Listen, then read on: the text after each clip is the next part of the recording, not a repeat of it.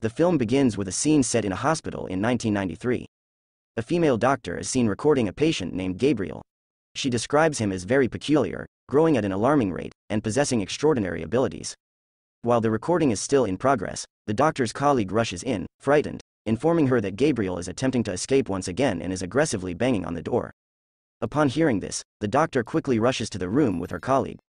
What they witness is a bizarre sight: chaos and panic everywhere, as if people are fleeing from something. Some doctors, accompanied by a guard, enter Gabriel's room. The guard is armed but unconscious, and their intention is to sedate Gabriel.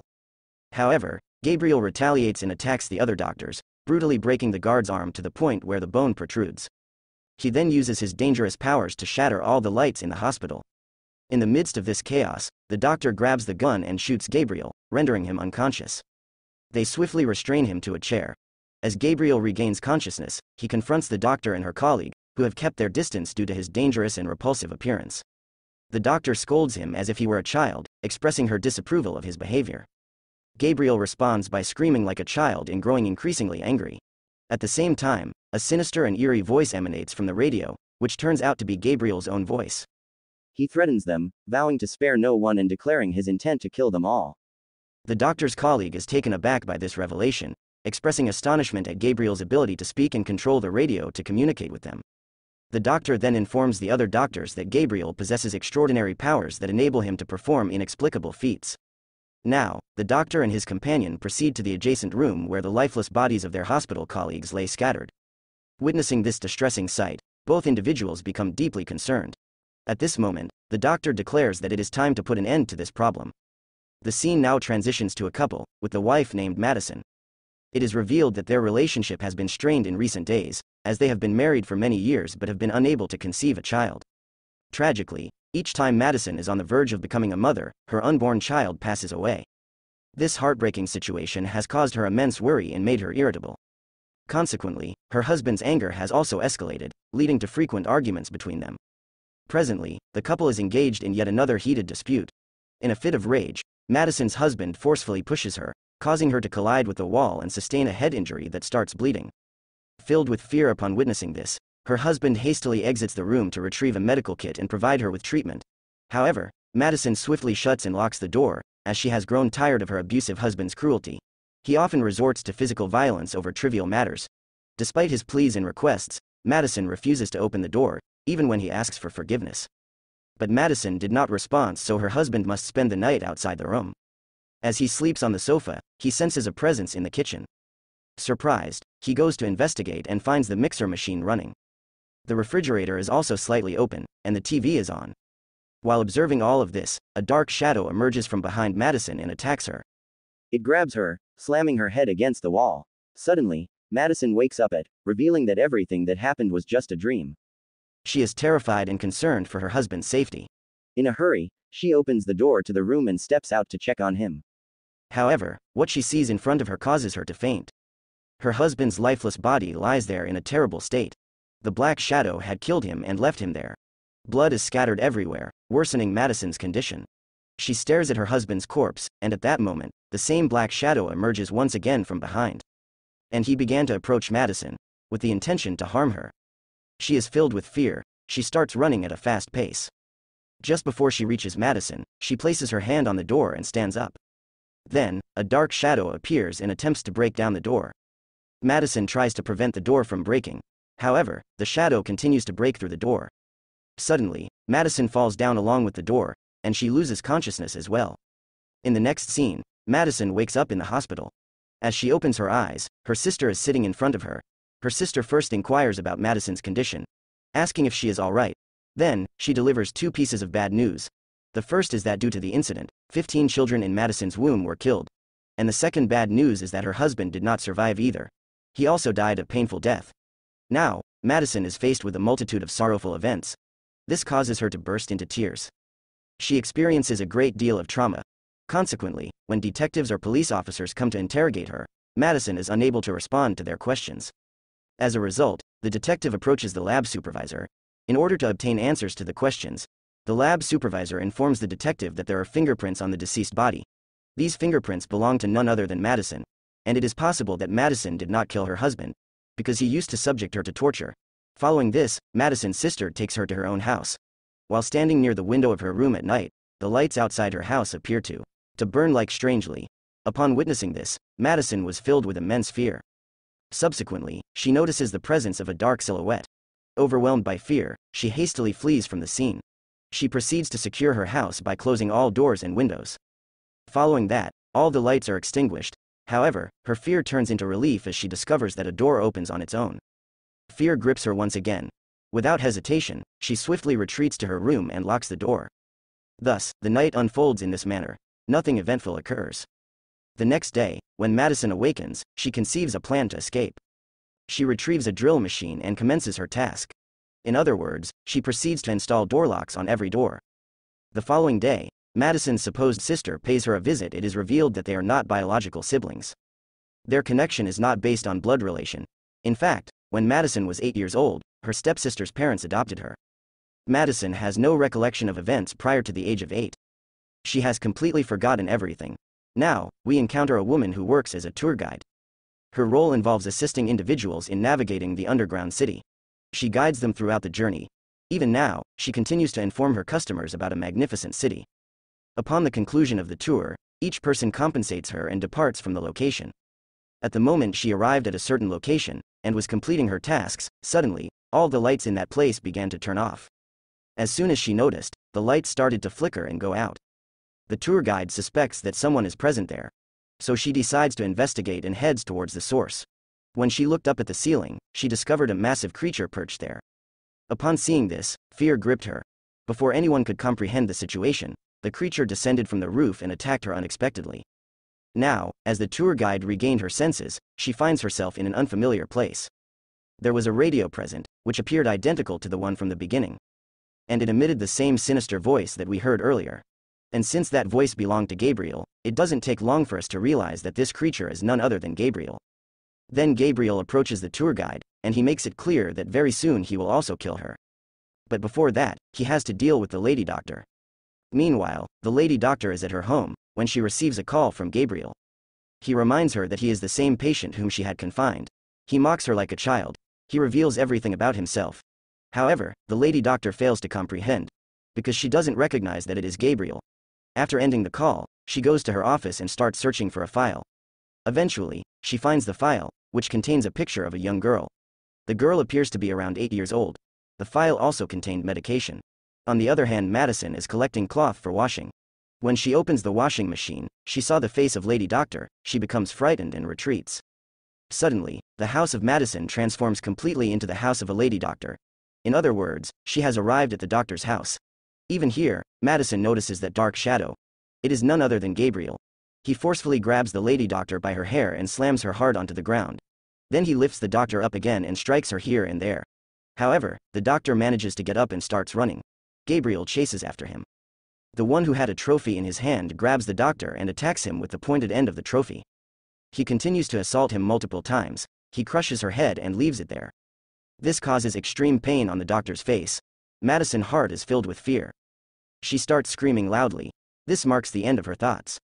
And she returns to her own house. Even now, she finds herself sitting on the floor of her house. She feels something strange on her head. As soon as she touches and checks, blood starts flowing from her head. The detective and the lab supervisor go to the house of the lady doctor. They had heard about the doctor's death, and when they come to investigation, his death matches exactly what the Madison had seen in her imagination. It was Gabriel who had struck the doctor. Her head was crushed.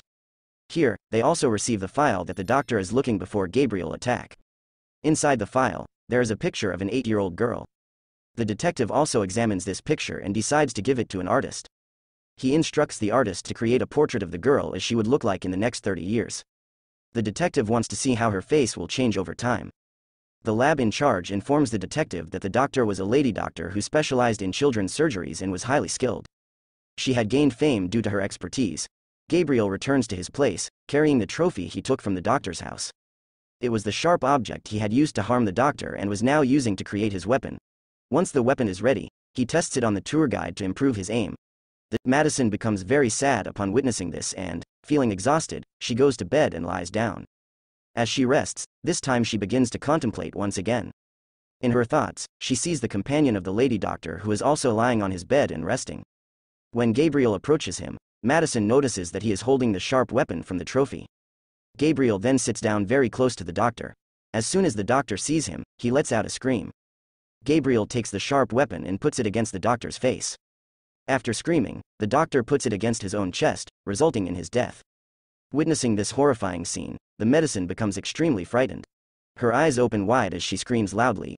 It is at this moment that she sees Gabriel's face for the first time, which is both terrifying and ugly. This sight worsens her condition, causing her to immediately get up and continue screaming. She finds herself back in her room, realizing that the blood on her pillow was not just a figment of her imagination. Hearing her screams, her sister rushes to her side.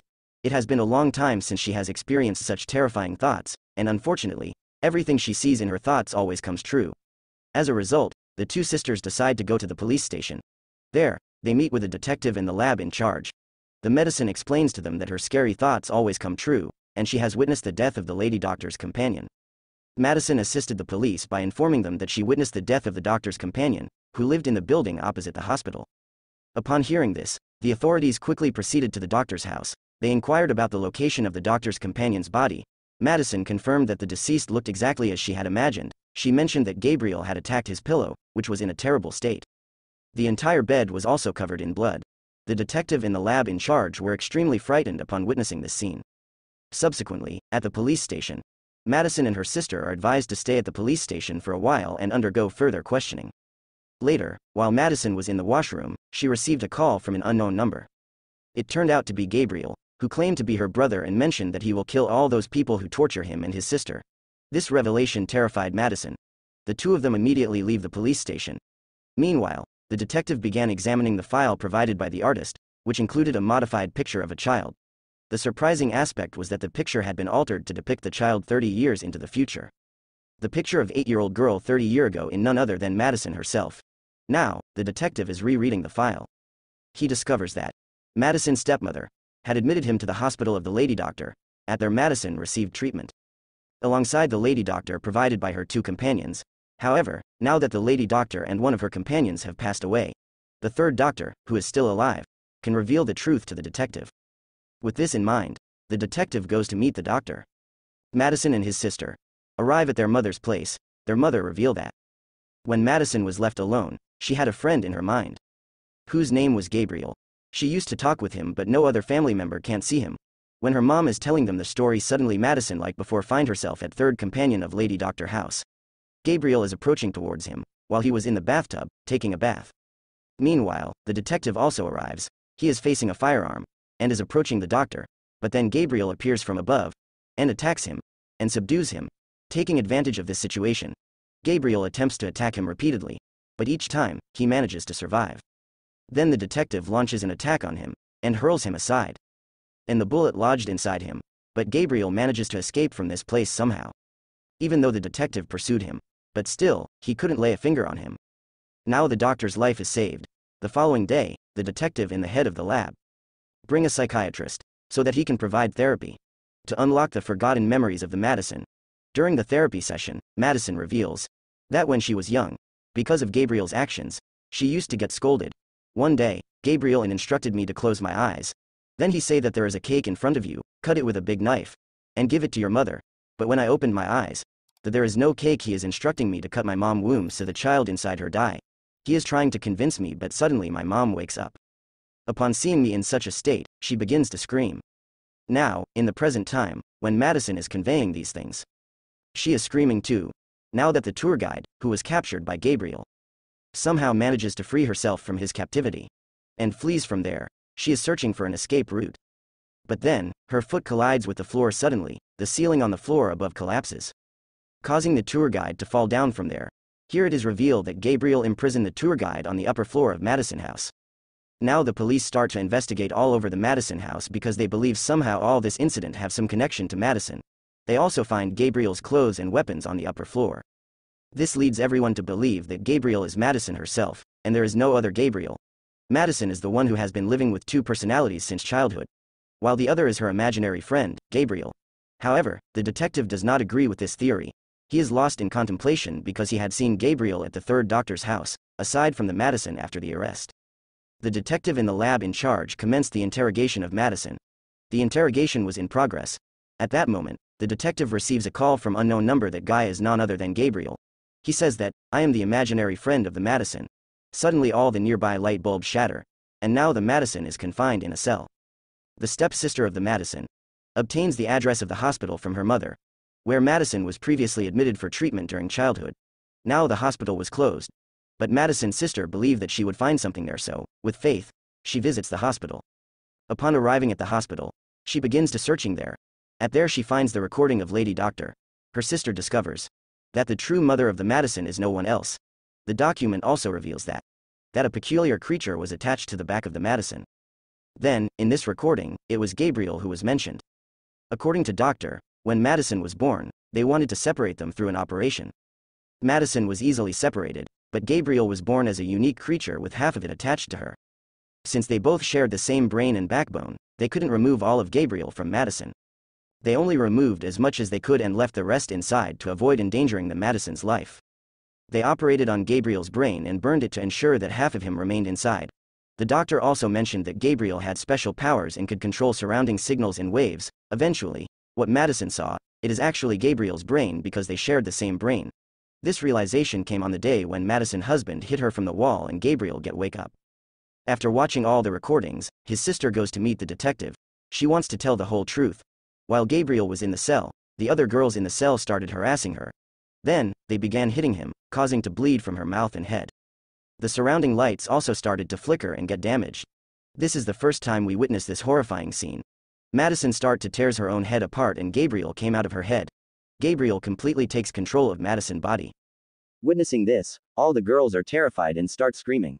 Gabriel approaches a girl and hits her on the neck, causing her to bleed. One by one, whoever comes near him, Gabriel easily picks them up and throws them. He starts to killing them brutally. He turns around and continues his rampage, taking down each person one by one. After that, Gabriel retrieves his clothes and weapons before leaving. The detective receives a call from Madison's sister and she provides all the information. However, the detective is unable to comprehend what she is trying to convey. He wonders what her message could mean. Later, the detective and the lab supervisor go to the prison cell where they encounter Gabriel, who attacks them as well. Despite being at a distance, Gabriel manages to injure both of them before fleeing. Meanwhile, Madison's sister arrives at the scene.